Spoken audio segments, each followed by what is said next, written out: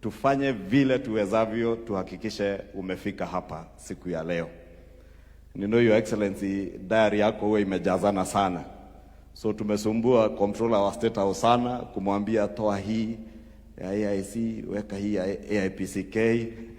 Akatuambia tutajaribu rais afanye zote siku moja. And we thank you, Your Excellency, for having found time to be with us here today. Na tulikuwa na juhudi hivyo sababu hawa washirika wengi ni kutoka kaunti yetu ya Kiambu na ni washirika na Wakristo wenzetu, ndugu na dada zetu ambao tunaishi pamoja nao Kiambu. Your Excellency, Governor wetu wa Nairobi, najua alikuwa anaongea mambo ya ushago akitulenga sisi ambao tumetoka Kiambu na wengine ambao wametoka ushago, lakini nimemwambia unajua sisi wote tunakutana Nairobi sababu kila mtu anatoka ushago kwao, tunapatana hapa Kanairo. Na tunashukuru governor kwa kuweza kuishi na sisi kwa njia nzuri. And I want to agree with you, Governor Sakaja, on two things. One, this church is among the indigenous churches that was at the forefront of the fight for independence of our country. And it is true, as you have said, the original Mau Mau fought for the independence and freedom of all Kenyans without discrimination of where we came from, what languages we spoke. They fought for one country, and that is why at independence we hoisted one Kenyan flag as one people of Kenya, and we all celebrated, and we want to continue doing that. And it is indeed true, Governor, as you have said, not just in Nairobi, even where we come from in Kiambu, na Ushago, we have no time for people who want to divide us along our ethnic lines, or even on the basis of the languages that we speak or where we come from. Two, Governor, mesikia umeongea mambo ya stima, na ni kweli.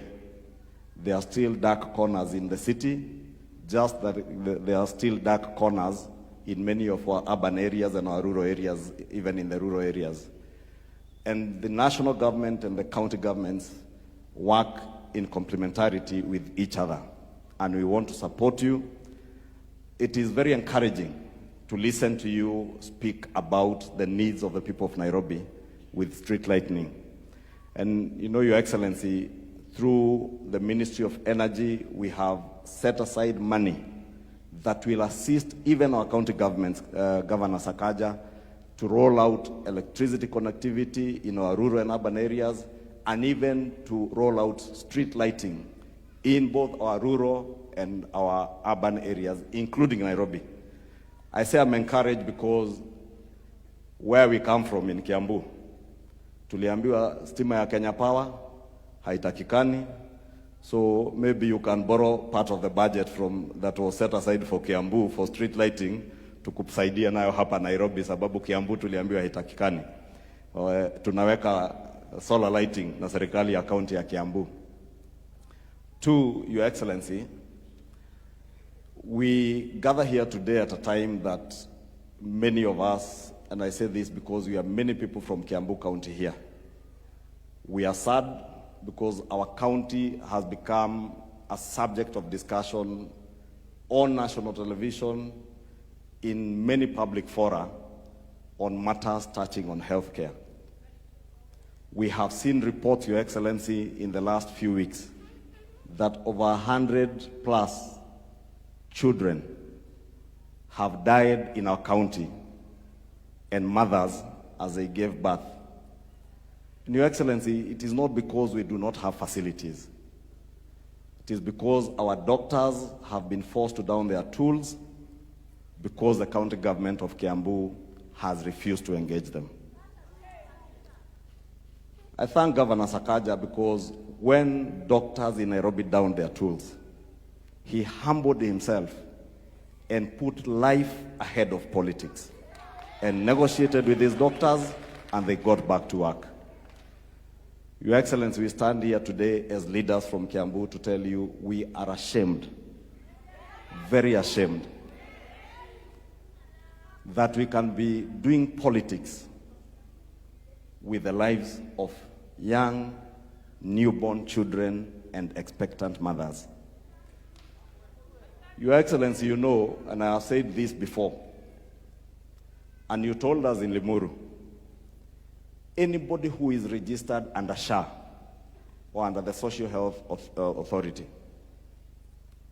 and any public or private hospital that is enlisted under SHA, for level 1 to level 3 hospitals, since SHA is paying all their bills to both our private and public hospitals, nobody should be charging patients when they attend hospitals. I am sorry to inform Your Excellency, in Kiambu County, patients are still paying, even those who are registered under SHA. Your Excellency, you told us there are 2 counties that are not signed up to on the intergovernmental agreement on provision of diagnostic equipment for our hospitals. I know you did not name them, but Kiambu is one of them. I had a meeting with doctors from KMPDU, Your Excellency, and they have pleaded that as the President of the Republic of Kenya, please step in to help us resolve the health crisis that is there in Kiambu. Because when some of us speak, it is seen as politics. And we have said even in church where we were, Your Excellency, we do not want to do politics with the lives of our people. And we want to plead with all the leadership in Kiambu County to put life ahead of politics, to put life ahead of our egos. Because if we do that, we will be safeguarding the lives of not just those mothers and children, but doing what God has purposed to do as leaders. Kwa hivyo, Your Excellency, mimi sitaki kusema mengi. Mahali tumekuwa, sababu hatukusoma hapa sisi, tumesomewa Petro wa kwanza, mlango wa 3, fungu la 13. Na tukaambiwa, utamuogopa nani kama yale unayotenda ni mazuri. Kisoma mlango wa 16, 1 Peter 3:16, it says, if your conscience is clear that what you are doing is right, you shall fear nobody. When they fear, you shall not fear. Where they are intimidated, you shall not be intimidated. And for the naysayers, or those who speak evil of you as you do good, God at the appropriate time will ashame them in Jesus' name. Your Excellency, a lot of things have been said of you, about you, and against you. But you have always told us that you are focused on the transformation of the Republic of Kenya. I listen to you every day, Your Excellency, as you tell the people of Kenya that it is possible within our lifetime to move our country from being a third world country to a first world country in our lifetime.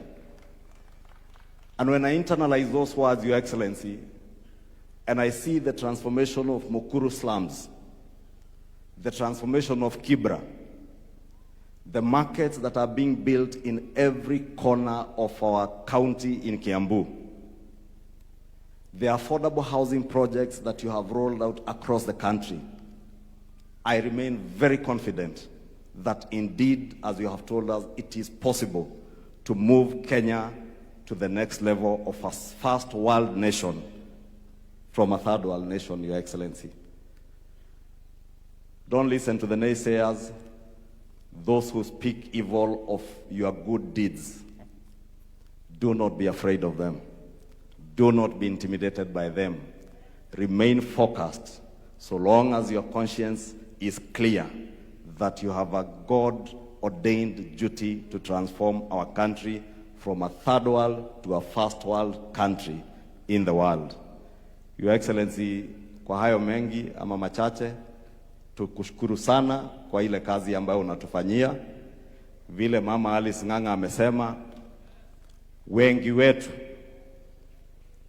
tumeambiwa maneno mengi, matusi, maneno machafu, lakini tukasema tuzingatie yale ambayo tuliomba Mungu atusaidie tulipoomba uongozi. And thank you for continuing to encourage us to remain focused. And I want to assure Your Excellency, usisikize wale wanaosema yale wanasema. Wewe endelea kuzingatia kazi yako, na nina imani vile nimesikia hata tukiwa kanisani kuna mambo ya tutam, wakati ukifika pia watu wataangalia kazi ama utendakazi wa kazi ambayo ulituahidi na ambayo unaendelea kututendea. Kwa hayo mengi, Your Excellency, thank you and may God bless you.